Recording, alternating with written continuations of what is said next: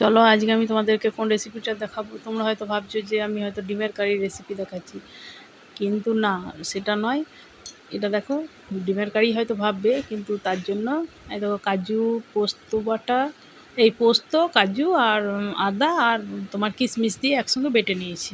আর বাড়িতেই ছানা করে নিয়েছিলাম, সেই ছানাটাকে ভালো করে মেখে নিচ্ছি। এটা একবারে যারা, মানে আমি তো ব্রাহ্মণ ঘরের বউ বা মেয়ে, তো তাই আমি জানি ভালো করে যে নিরামিষটাকে, কিন্তু তার আগে বলে নিই, ছানার মধ্যে আমি রুল ময়দা দিয়ে দিলাম। হ্যাঁ, যেমন লাগবে সেরকম দেবে, মানে খুব নরমও না, খুব খুব টানও কিন্তু হবে না, আগেই বলে দিচ্ছি, নাহলে মানে বানাতে পারবে না। হ্যাঁ, তাই আমি বলি আমি ব্রাহ্মণ ঘরের বউ প্লাস মেয়ে, তাই আমি জানি যে নিরামিষ জিনিসটা কি। ব্রাহ্মণ বাড়ির যারা বিধবা হয় তাদের জন্য হোক, বা যারা ইস্কন বা তাদের জন্য এই নিরামিষে এই ডিমের কারিটা, মানে বলবে নিরামিষ কী করে বলছি। এবার বলি, দাঁড়াও, আগে ওই ছানাটাতে দেখো খানিকটা সরিয়ে রাখলাম, ওর মধ্যে একটু রং আর মানে কালার, ফুড কালার আর একটু চিনি দিয়ে দিয়েছি। আর আগেই দেখলে তো ওই ইয়েটার মধ্যে একটু নুনও দিয়েছিলাম, মানে যখন পুরো ছানাটা মাখলাম ওই রুল ময়দা দিয়ে, কালারটা হয়নি বলে আমি আর একটু কালার দিয়ে দিচ্ছি, ইয়েলো কালারটা আনতে হবে। এই দিয়ে আমি ওই ডিমের কুসুমটা আর ডিমটা বানাবো।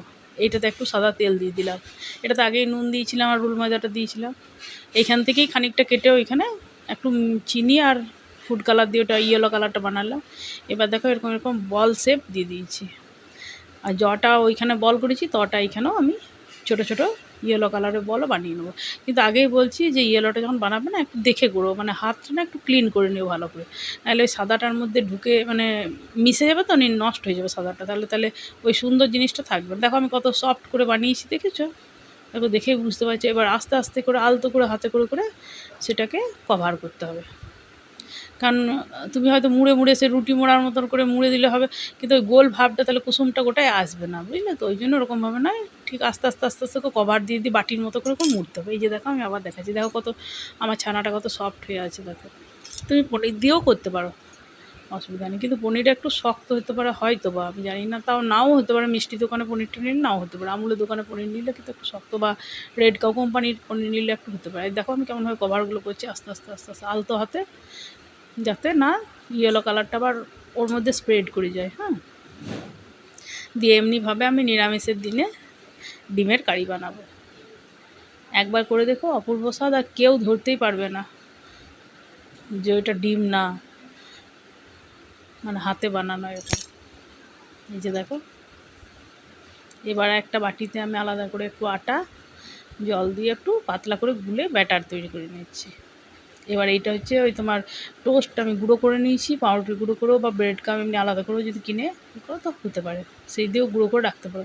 সাদা তেল দিয়ে দিয়েছি কড়াইয়ের মধ্যে। এবার দেখো, এই ব্যাটারটার মধ্যে প্রথমে কোটিং করে, তারপর এই যে আরেকবার ইয়ে দিয়ে চুবিয়ে নিচ্ছি ব্রেড কাম দিয়ে, কোটিং করে। কেউ ডবল কোটিংও করতে পারো। ডবল কোটিং করতে গেলে কী হবে, আরেকবার তুমি, আমি এক কোটিংই করেছি, আর যদি মনে হয় তাহলে তোমাকে আবার ব্যাটারে দিয়ে আবার তোমাকে ব্রেড কামে দিয়ে ডবল কোটিং করতে হবে। এই যে দেখো, আমি এক কোটিংই করেছি, এক কোটিংও অসুবিধা হয় না, খুব সুন্দর হয়, মচমচে হবে পুরো। দেখো এখন মনে হচ্ছে যেন ডিমের চপ বা ভেজিটেবল ওরকম দেখতে লাগছে। যখন ভাজবো দেখো ডিমের মতোই লাগবে, মনে হয় ডিমগুলো সেই সেদ্ধ ভাজা হয় যেমন, ওরকম টাইপের। দেখো লাল লাল করে ভাজবো। আর পনির তো ভাজলে, আর তেলটাও সেরকমভাবে মানে অত ইয়ে হবে না, কিন্তু ডিপ ফ্রাই হবে, বারবার বলে দিচ্ছি, ডিপ ফ্রাই হবে। হ্যাঁ, আর আঁচটা বাড়িয়ে দিও না, তাহলে খুব তাড়াতাড়ি কী হবে, মানে ওপরটা পড়ে যাবে, ভেতরটা ইয়ে থাকবে। একটু টাইম নিয়ে নিয়ে ভাজবে। ডিমের কারিটা দেখে প্রথমে ভাবছিলে যে কী বলছে, এত মাথা ব্যথা পুরো খারাপ হয়ে গিয়েছে, বিধবাদের জন্য ডিমের কারি বলছে, বা যারা নিরামিষ খায় তাদের জন্য বলছে। তা তো নয়, তাই কি কেউ দেয়? কারণ আমি জানি যে কী নিয়ম আছে বা কী না। হ্যাঁ, বা সবাই জানে, আমি বলে নয়, এটা প্রত্যেকেই জানে। তাই আমি ভাবলাম যে ওরকমভাবে বানিয়ে দেখি কেমন হয়, তাই তোমাদের সঙ্গে শেয়ার করছি। কেমন লাগছে কমেন্টে অবশ্যই জানাবে, আর একবার হলেও বাড়িতে ট্রাই করো। বাড়িতে যদি কেউ আসে তাদেরকেও বানিয়ে দিও, দেখো তারাও একটু অবাক হয়ে যাবে। এবার দেখো আমার সব হয়ে গিয়েছে, এবার আমি ওগুলোকে কেটে নেবো। এখন মচমচে আছে তাই একটু ইয়ে হচ্ছে, আমার চুড়িটা ধারণে, আর যদি ইয়ে হয় দেখো কেটে যাবো। খুব সফটই, ভেতরটা সফট, ওপরটা তো একটু মচমচে আছে না, এখন তো ভাজা হলো।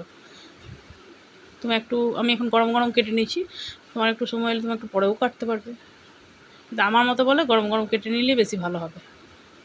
খুব একটা শেপ খারাপ আমার আসেনি, দেখো এই যে একটু করে হয়তো কোনা টোনাগুলো হয়েছে, দেখো তাও ঠিকই আছে। ডিমগুলো দেখবে ভাজার পর কাটলে পরে মোটামুটি এরকম টাইপেরই হয়ে যায় অনেক সময়। এই যে দেখো সবগুলো আমার কাটা হয়ে গিয়েছে, দেখে মনে হচ্ছে না ঠিক যেন ডিম সেদ্ধ। এই যে দেখো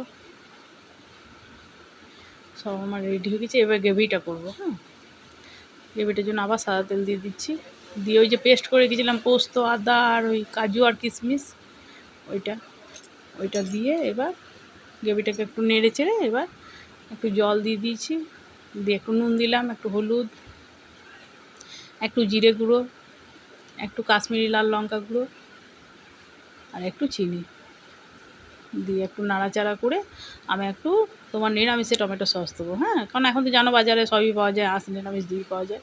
তো যদি না থাকে কারোর কাছে নিরামিষ মানে সস, তাও বলে রাখছি সে দই বা মানে টমেটো দিতে পারো, অসুবিধা নেই, তবে কম দেবে, কারণ যেহেতু ইয়েটা দিয়েছি না কিশমিশটা, তাই টক ভাবটা চলে আসতে পারে বেশি। সেই ক্ষেত্রে একটু মিষ্টিটা পরিমাণটা একটু চিনিটা বাড়িয়ে দিতে পারো, যেমন খাবে সেরকমভাবে বানিয়ে নেবে আন্দাজ করে পড়ে। কেউ একটু মিষ্টি ভাবটা বেশি পছন্দ করো, কেউ একটু। দেখো আমার এবার কিন্তু মশলাটা হয়ে এসছে, তেল ছেড়ে এসছে, এবার আমি একটু জল দিয়ে দেবো। এটা ঠিক ডিমের কারির মতো হবে, সেটা করার জন্য আমি এটা করছি, তাহলে পুরোপুরি মনে হবে যেন হ্যাঁ ডিমের কারি। এবার দেখো কুচানো ধনেপাতা ছিল, ওগুলো ছড়িয়ে দিলাম।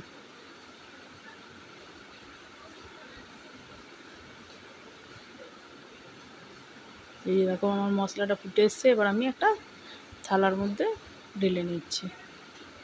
খুব গরম তো, এবার ওগুলোকে আমি বসিয়ে দেবো।